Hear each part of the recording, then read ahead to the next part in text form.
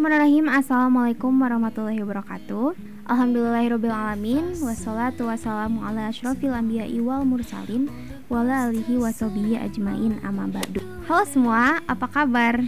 Perkenalkan, nama saya Safia Satira Zeta dari kelas 9 Master. Pada kesempatan kali ini saya akan membahas tentang MSP Personal Project saya yang merupakan karya tulis yang berjudul Studi Komparatif Kualitas Hidup Mahasiswa Indonesia di Jerman dan Indonesia. Di dalam karya tulis ini, saya melakukan riset untuk menentukan kualitas hidup bagi mahasiswa Indonesia di Jerman dan bagi mahasiswa Indonesia di Indonesia, serta pro dan kontra menjadi mahasiswa di dua negara yang berbeda. Sebelum saya memulai pembahasan ini, saya ingin memberikan sedikit latar belakang mengenai alasan saya memilih topik untuk karya tulis saya. Mungkin beberapa dari Anda bertanya-tanya, why Germany or why college students? Well, sebenarnya alasan saya memilih topik ini sangatlah personal. I've always known myself as a very ambitious person. I've always known what I want and I'm always trying to pursue it. Dan saya rasa beberapa dari Anda atau mungkin banyak dari Anda berkenaan dengan hal ini. Banyak dari kita yang memiliki visi akan kehidupan yang kita inginkan. Kita akan berpegang teguh pada hal tersebut and try our best to make it happen. For myself, I have spent most of my time trying to put my energy and my effort into my future. Sewaktu saya dan teman-teman saya berkontemplasi tentang topik apa yang ingin kami pilih, saya langsung mengetahui bahwa saya ingin topik yang tidak hanya akan bermanfaat bagi orang lain, tapi juga bagi diri saya dan masa depan saya. Salah satu dari banyak hal yang saya merasa antusias adalah tentang pendidikan. I believe that knowledge is power. And there are many things that you can unveil with knowledge. Oleh karena itu, saya ingin meraih pendidikan setinggi-tingginya, baik dalam institusi pendidikan maupun dalam dunia nyata. Saya memutuskan bahwa destinasi perguruan tinggi saya adalah negara Jerman. Negara yang memiliki sejarah pendidikan yang kuat, serta telah menghasilkan orang-orang yang jenius, seperti Einstein, Goethe, Dietrich, Seuss, Froebel, dan masih banyak yang lainnya. Saya ingin berada di negara yang memiliki atmosfer belajar yang terasa karena memiliki orang-orang yang telah berpengaruh pada kemajuan di dunia dalam berbagai bidang, baik dalam bidang pendidikan, teknologi, seni, maupun musik.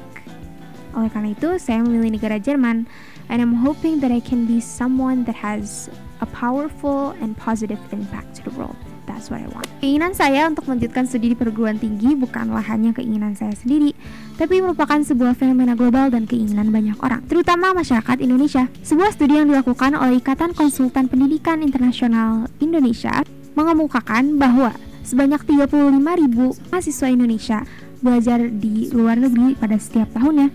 Hal ini menjadikan Indonesia sebagai kandidat yang terkuat yang dapat memimpin perkembangan industri pendidikan secara global. Salah satu negara yang diminati adalah negara Jerman, negara maju yang memiliki reputasi pendidikan yang baik, kesempatan berkarir, lingkungan sosial yang baik, dan secara keseluruhan dapat meningkatkan aspek-aspek dalam kualitas kehidupan. Namun, seiring berjalannya waktu, faktor-faktor yang menjadi pengukuran kualitas kehidupan di Indonesia pun semakin meningkat, baik dalam ekonomi, sosial, pendidikan, dan lain-lain. Hal ini menimbulkan pertanyaan selanjutnya. Apakah dengan melanjutkan pendidikan ke negara Jerman, seseorang dapat meningkatkan aspek-aspek dalam kualitas kehidupan? Is Germany really worth it? Sebelum menjawab pertanyaan tersebut, mohon persilakan saya untuk melihatkan jadwal kerja saya dalam proses pembuatan MSP Personal Project ini.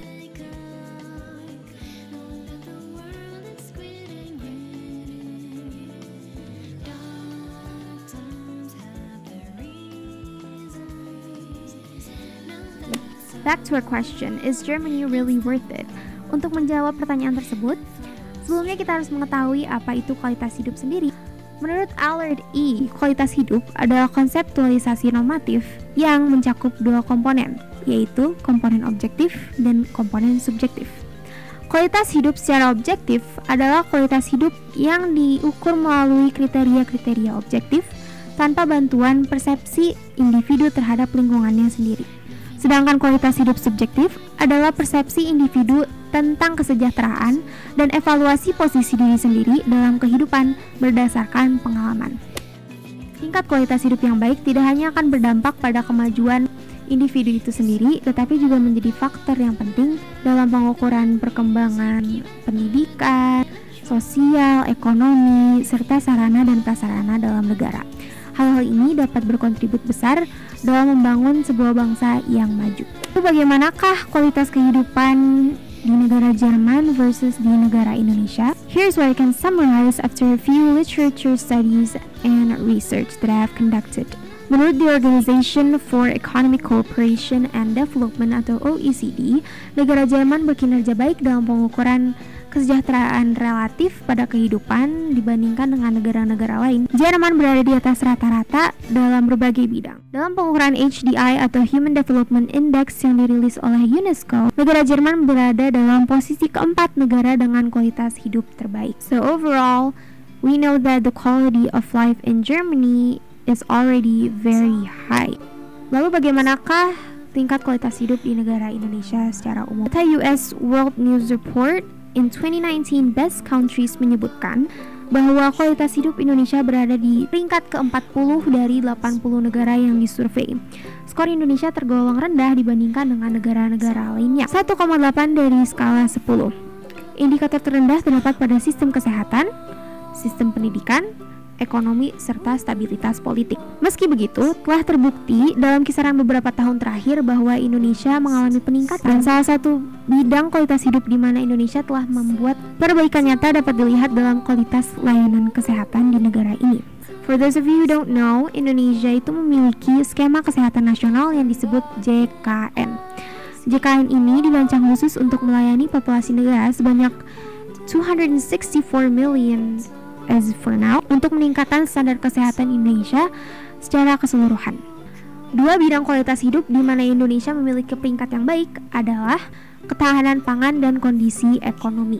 Negara Indonesia berada dalam kondisi pertumbuhan ekonomi yang meningkat secara konstan. Hal ini dapat menjadi hal yang positif bagi masyarakat Indonesia serta pemerintah dalam upaya meningkatkan kualitas kehidupan di negara Indonesia. Secara keseluruhan kita dapat melihat bahwa negara Jerman memiliki tingkat kualitas hidup yang cenderung tinggi, sedangkan Indonesia masih berada in a state of where they need to improve their quality of life. Bagaimanakah hal ini berdampak kepada mahasiswa Indonesia who are currently enrolling in universities in both Germany and Indonesia?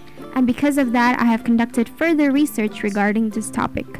Setelah melakukan survei terhadap 50 mahasiswa Indonesia di Jerman dan 50 mahasiswa Indonesia di Indonesia untuk mengetahui tingkatan kualitas kehidupan mereka. Dan saya dapat mengambil beberapa hasil analisa data yang dipaparkan sebagai berikut. Data yang akan pertama kali saya bahas adalah data mengenai biaya hidup. Biaya hidup tidak hanya memainkan peran penting dalam pemenuhan kebutuhan dasar seperti makanan, pendidikan, dan kesehatan, tetapi juga memainkan peran penting dalam tingkat kualitas kehidupan dan status sosial. Hasil yang diperoleh dari pertanyaan mengenai biaya hidup kedua kelompok mahasiswa menunjukkan bahwa rata-rata perolehan data dari 50 responden mahasiswa Indonesia yang berada di Indonesia adalah Rp3.630.000 per bulan. Indonesia yang berada di Indonesia memiliki waktu tidur kurang dari 6 jam. Sementara itu, mayoritas atau 50% dari total responden mahasiswa Indonesia yang berada di Jerman menyebutkan bahwa mereka memiliki waktu tidur yang sesuai dengan rekomendasi The National Sleep Foundation atau 7 hingga 9 jam. Hal ini menunjukkan bahwa kelompok yang mayoritasnya paling mendekati perolehan hidup yang sehat adalah kelompok mahasiswa Indonesia yang berada di Jerman. Menurut Organisasi Kesehatan Dunia atau World Health Organization, dalam Global Strategy on Diet, Physical Activity and Health yang dirilis pada tahun 2004 mengenai konsumsi makanan, menyebutkan bahwa manusia setidaknya membutuhkan beberapa elemen konsumsi makanan sehari-harinya, yaitu karbohidrat, protein, lemak, dan serat. Hasil yang diperoleh dari pertanyaan mengenai konsumsi makanan sehari-hari dua kelompok mahasiswa menunjukkan bahwa kelompok yang paling mendekati perolehan kehidupan yang sehat berdasarkan anjuran konsumsi makanan dari Organisasi Kesehatan Dunia adalah kelompok mahasiswa Indonesia yang berada di Hasil yang diperoleh dari pertanyaan mengenai jumlah fasilitas dan sarana dan prasarana pendidikan kelompok mahasiswa Indonesia di Indonesia dan di Jerman menunjukkan bahwa grafik yang lebih banyak mendapatkan perolehan suara menunjukkan bahwa kelompok tersebut memiliki fasilitas dan sarana dan prasarana pendidikan yang lebih lengkap. Kelompok yang paling mendekati perolehan fasilitas dan sarana dan prasarana pendidikan yang memadai bagi mahasiswa adalah kelompok mahasiswa yang berada di Jerman. Setiap negara pasti memiliki kekurangan dan kelebihannya masing-masing. They have the pros and they have the cons. Lalu bagaimanakah opini mahasiswa Indonesia yang berada di Jerman dan mahasiswa Indonesia yang berada di Indonesia tentang negara yang sedang mereka tempati saat ini. According to Indonesian students who are currently enrolling in universities in Germany, mereka berpendapat bahwa negara Jerman memiliki fasilitas yang memadai, kualitas lingkungan yang menunjang kehidupan yang lebih sehat dan terpacu untuk menjadi terbuka baik dalam wawasan maupun pikiran, transportasi antar kota yang efisien, kebebasan dalam mengatur berbagai aspek dalam kehidupan dan aspek akademis, serta pendidikan yang berkualitas. Kemudian kekurangannya terdapat pada biaya hidup yang mahal, perbedaan jarak dari tempat tinggal atau homesick, budaya dan makanan yang tidak sebanding dengan Indonesia yang lebih sulit diakses, rasisme, lingkungan yang bebas dan liberal, serta penyesuaian kultur dan bahasa yang sulit. Lalu bagaimana dengan opini mahasiswa Indonesia who are currently enrolling in universities in Indonesia? Indonesia pros. Yang pertama, lingkungan yang familiar, kompetisi akademik yang baik, adanya beasiswa yang tersedia bagi yang kurang mampu, banyak kegiatan yang menunjang, serta lingkungan sosial yang luas. Indonesia cons atau kekurangan dari Indonesia. Kurikulum Indonesia yang kontekstual dan masih ketinggalan zaman, fasilitas yang kurang memadai dan tidak dipergunakan dengan baik, alur birokrasi yang sulit, pendidikan yang kurang sesuai dengan implementasi kerja, senioritas yang berlebihan, serta regulasi yang berubah-ubah. Upon knowing the facts and the data, opini-opini mahasiswa Indonesia yang berada di Indonesia dan yang berada di Jerman, what can we learn from this? Apa yang dapat kita ambil dari hal ini? Secara umum saya dapat menyimpulkan bahwa tingkatan kualitas hidup bagi mahasiswa masih menjadi hal yang sangat penting bagi mahasiswa yang berada di Indonesia maupun yang berada di luar negeri. Rendah atau tingginya kualitas hidup memainkan peran penting pada kesehatan, pandangan subjektif, pola pikir serta wawasan individual. Meski memiliki kualitas kehidupan yang cenderung tinggi, keterbatasan akses pada makanan, budaya, kultur serta bahasa, serta sulitnya mata pelajaran yang menghambat mereka untuk lulus menjadi tantangan bagi mahasiswa Indonesia yang berada di Jerman. Sementara itu, di antara masalah utama yang menghambat kualitas kehidupan bagi mahasiswa Indonesia di Indonesia adalah lingkungan yang belum menunjang kehidupan yang sehat, transportasi publik yang belum memadai, serta rendahnya kualitas pendidikan di lembaga perguruan tinggi. Namun demikian, berbagai upaya dapat ditingkatkan baik oleh pemerintah maupun oleh mahasiswa, sehingga masalah tersebut dapat ditangani secara tepat demi meningkatkan kualitas kehidupan bagi mahasiswa di Indonesia maupun mahasiswa Indonesia yang berada di Jerman. Saya telah sampai pada akhir dari pembahasan MSP Personal Project saya yang berjudul Studi Komparatif Kualitas Hidup Mahasiswa Indonesia di Jerman dan Indonesia. Saya harap bahwa karya tulis yang telah saya buat ini dapat bermanfaat bagi semua orang, tentunya di bidang pendidikan dan sosial. Furthermore, I would like to express my gratitude untuk pembimbing konten dan pembimbing bahasa saya, Ibu Hilmi Harusilia dan Ibu Nita Nur Hikmah, serta seluruh tim teaching level 9 yang tiada henti-hentinya memberikan saya doa dan ilmu untuk menyelesaikan MSP Personal Project ini. Akhir kata, saya ingin berterima kasih sebanyak-banyaknya. Viel Glück and Danke. Proyek MSP ini yang dilaksanakan oleh JETA sebagai bagian dari tugas akhir lulusan SMP Tunas Unggul, menurut saya sebagai orang tua memberikan manfaat yang luar biasa.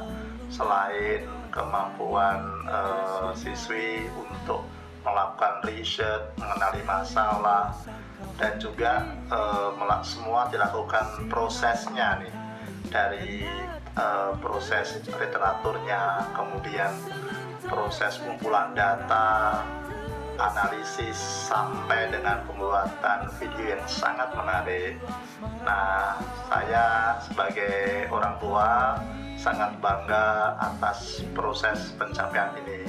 Selamat untuk JETA dan selamat untuk SMP Tunas Unggul.